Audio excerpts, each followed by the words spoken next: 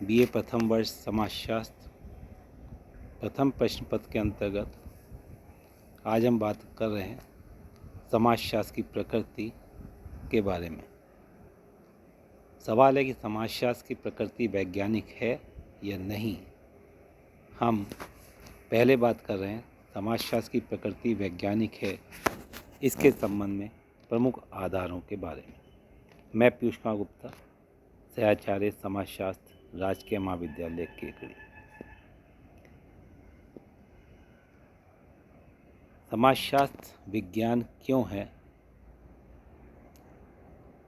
हमने इससे पूर्व की वीडियो में विज्ञान के बारे में बात की थी कि विज्ञान के कुछ प्रमुख तत्व होते हैं, जिन अध्ययनों में वो तत्व पाए जाते हैं वो वैज्ञानिक माने जाते हैं। साथ ही जिन अध्ययनों में वैज्ञानिक पद्धति का प्रयोग करते हुए अध्ययन किया जाता है, उन अध्ययनों को भी हम एक विज्ञान का अंग मानते हैं। उन्हीं आधारों और कसौटियों पर हम आज समाजशास्त्र को भी परखेंगे। समाजशास्त्र एक विज्ञान है क्योंकि इसमें वैज्ञानिक पद्धति का प्रयोग किया जाता है। अवलोकन विधि की सहायता से तथ्य एकत्रित किए जाते हैं, उन्हें व्यवस्थित और क्रमबद्ध किया जाता है, पक्षपात रहित होकर निष्कर्ष निकाले जाते हैं तथा सिद्धांतों का निर्माण किया जाता है। इन्हीं आधारों को हम विश्लेषित रूप में अध्ययन करने की कोशिश करते हैं। पहली बात, समाजशास्त्र विज्ञान क्यों है या समाजशास्त्र की प्रकृति वैज्ञानिक क्यों है? तो हम पहली बात करते हैं समाजशास्त्रीय ज्ञान का आधार वैज्ञानिक पद्धति है। इसमें हम तथ्यों के संकलन के लिए वैज्ञानिक पद्धति को प्रयोग में लेते हैं। मूर्त और अमूर्त सामाजिक तथ्यों के अध्ययन के लिए समाजशास्त्र विभिन्न वैज्ञानिक पद्धतियों का प्रयोग करता है, जैसे कि समाजशास्त्र में ज्ञान प्राप्त करने के लिए तथ्य एकत्रित करने हेतु समाज नीति, अवलोकन पद्धति, साक्षात्कार अनुसूची तथा प्रश्नावली प्रविधियों, साक्षात्कार पद्धति, सामाजिक सर्वेक्षण पद्धति, वैयक्तिक जीवन अध्ययन पद्धति, ऐतिहासिक पद्धति इत्यादि का प्रयोग किया जाता है। इन सभी पद्धतियों का प्रयोग करते हुए हम तथ्यों को एकत्रित करते हैं और उनका विश्लेषण एवं वर्गीकरण का कार्य करते हैं। इस कारण से हम समाजशास्त्र को वैज्ञानिक मानते हैं।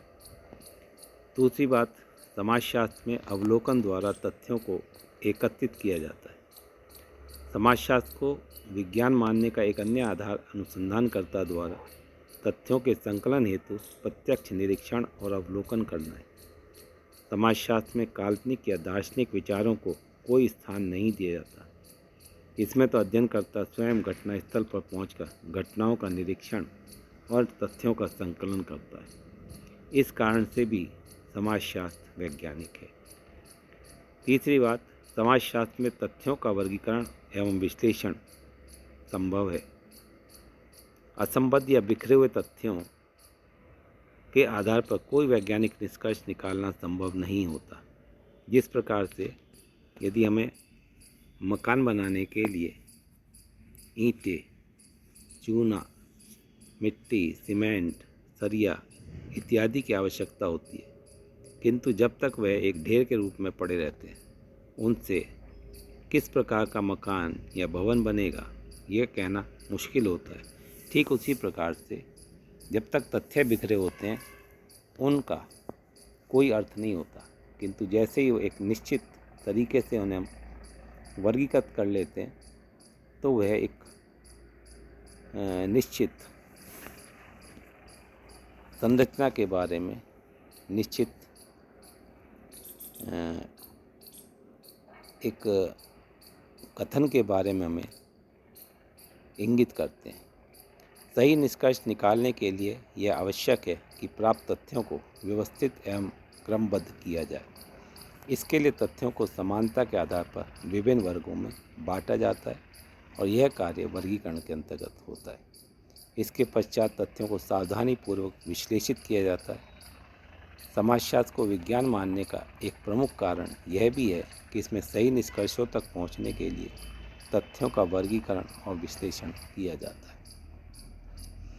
यह एक प्रमाण है कि समाजशास्त्र की प्रकृति वैज्ञानिक है। चौथी बात हम करते हैं, समाजशास्त्र में क्या है का वर्णन किया जाता है।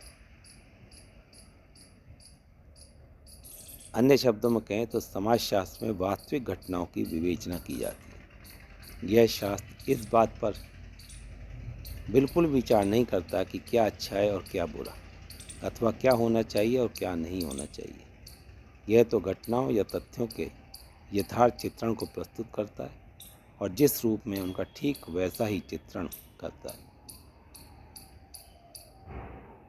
इस कारण से समाजशास्त्र में वास्तविकता प्रदर्शित होती है और इसी कारण समाजशास्त्रीय अध्ययनों की प्रकृति वैज्ञानिक मानी जाती है। अगला आधार हम बात करें तो समाजशास्त्र में कार्य कारण संबंधों की विवेचना की जाती है। यह केवल क्या है का वर्णन कर ही संतुष्ट नहीं होता। इसमें तो घटनाओं, तथ्यों और विभिन्न समस्याओं के कार्य कारण संबंधों को जानने का प्रयास किया जाता है। इसमें किसी भी घटना या किसी भी समस्या को उसके पीछे छिपे हुए कारणों को जानकर उसका सही आकलन किया जाता है। समाजशास्त्र यह मानकर चलता है कि कोई भी घटना जादुई चमत्कार से घटित नहीं होकर कुछ विशिष्ट कारणों से ही घटित होती है, जिसका पता लगाना समाजशास्त्री का दायित्व है। कार्ल मार्क्स का वर्ग संघर्ष एवं दुर्खीम का आत्महत्या सिद्धांत इसी प्रकार के कार्य कारणों के सहसंबंधों को स्पष्ट करने वाले प्रमुख सिद्धांत हैं और ऐसे अनेक सिद्धांत और भी हैं। कहने का तात्पर्य कि समाजशास्त्र में हम जो भी अध्ययन करते हैं वो निश्चित पद्धति अनुसार होते हैं। इस कारण से समाजशास्त्र की प्रकृति वैज्ञानिक मानी जाती है। एक और आधार, समाजशास्त्र में सिद्धांतों की स्थापना और उन सिद्धांतों की पुनः परीक्षा भी की जाती है।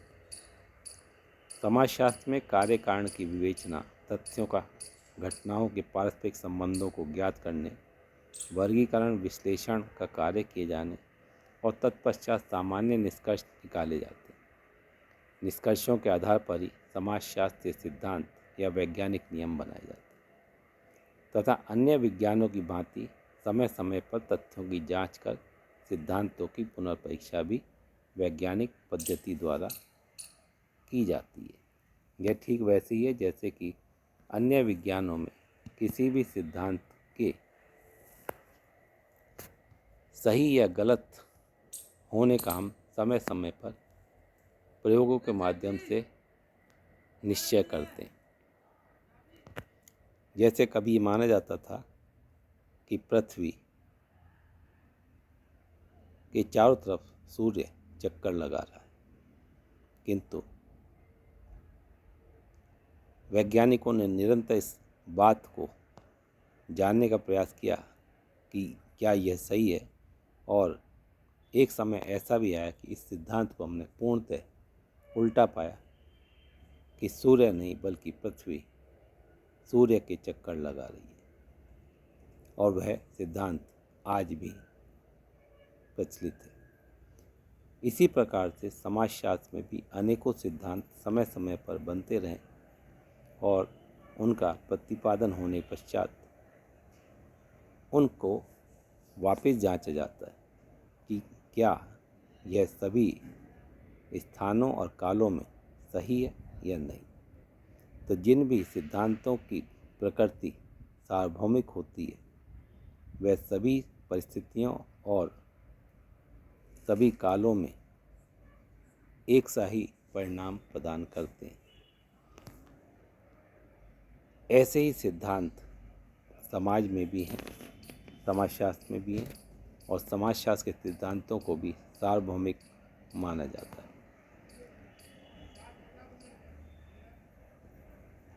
समाजशास्त्र में सार्वभौमिक प्रकृति के सिद्धांतों का प्रतिपादन होता रहा है, किंतु इनके लिए आवश्यक है कि परिस्थितियां यदि समान हों तो इन सिद्धांतों को हम किसी भी काल और किसी भी स्थान पर जांच सकते हैं और ये हमेशा खरे उतरते हैं। किंतु यदि परिस्थितियां समान नहीं होती तो इनकी सार्वभौमिकता पर कई बार प्रश्न पैदा हो जाते हैं, जो कि गलत है। समाजशास्त्र में भविष्यवाणी करने की क्षमता है। जिस प्रकार से अन्य विज्ञान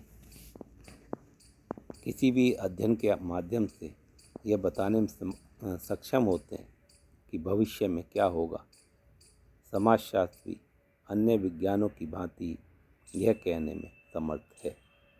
समाज में वर्तमान में होने वाले परिवर्तन को ध्यान में रखते हुए भविष्य में सामाजिक व्यवस्था का रूप क्या होगा, जाति व्यवस्था कैसी होगी तथा परिवार का स्वरूप किस तरह का विकसित होगा, यह हम अध्ययनों के माध्यम से बता सकते हैं। उपयुक्त विवरण और विभिन्न आधारों के आधार पर हम ये कह सकते हैं कि समाजशास्त्रीय अध्ययनों में विज्ञान के सभी तत्व मौजूद हैं तथा समाजशास्त्र में अध्ययन एक वैज्ञानिक तरीके से किए जाते हैं। इस कारण से समाजशास्त्र की प्रकृति वैज्ञानिक है। अगली कड़ी में हम बात करेंगे कि समाजशास्त्र की प्रकृति